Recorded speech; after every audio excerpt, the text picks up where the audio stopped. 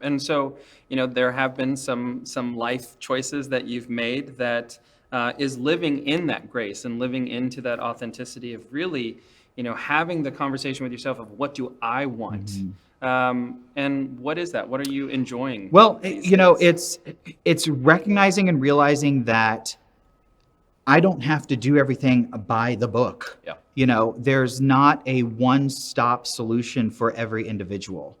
And realizing that I am surrounded, especially in this coaching community that you've created and that I have the privilege to be part of, it's realizing that I'm in a tribe or a community of folks who are all going about their business and achieving their goals and achieving success as they define it in very different ways. And being part of that and that collaboration and being able to say, oh, I like what DJ's doing over here, or oh, that girl Leah, wow, she is killing it. Can I borrow this? And being able to sort of adapt and just try out new things and just sort of go with the flow, which is not something I always do very well.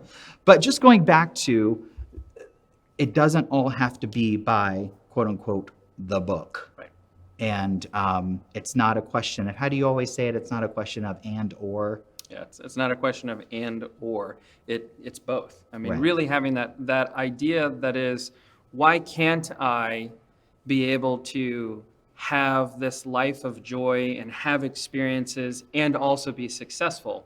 Why does that have to be something that we have in conflict? And that was the question that you posed to me, this past year, in deciding I've built this great business in South Florida, in Fort Lauderdale, and one of my family's goals had always been to live on the West Coast. And seeing that come to fruition this past year and realizing that it's not a question of and or, it's just a question of what systems, tools, and models do we use to make it work. And for me, it's meant I now have a team in Fort Lauderdale serving customers that I've come to know, love, and count as many friends and family in that market, and now serving clients on the West Coast in Santa Barbara. Right. And I love that. And that for us, the biggest thing, and I think you absolutely hit it on the head, which is we have wildly successful people in this community, but we're also counting successes in terms of the way that you show up for family and the way that you get to knock things off of your bucket list and what you're doing financially to allow you some of those freedoms. And so, as the salesperson of the organization, it's very easy for me to talk about the value of coaching, but I think for someone who has made the financial and time commitment, what do you say to someone who maybe has never done coaching, or they have a lot of misinformation about what coaching looks like on social media? How has the experience been for you? I think the proof is in not just the numbers, but where I'm at in my life. I mean, I've always said that you have helped and served me in a way that's very holistic. And it's not just about how many calls did you make and how many closings did you have, and that's one piece of a very large puzzle. And it's weaving together this tapestry of work and personal life and personal growth and goals and objectives and all of those things into this life that we create at our own, pace. Right.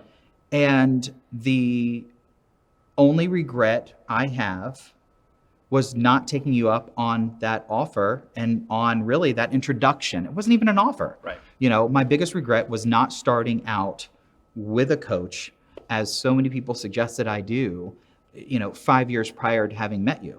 Because just in the 1 year that we've worked together, my numbers, Right. just that one piece of the puzzle, are 37% higher than my best year ever on my own, trying to figure it out and do it all on my own. Right. Never mind the personal, growth and the personal successes that have come as a result of us working together.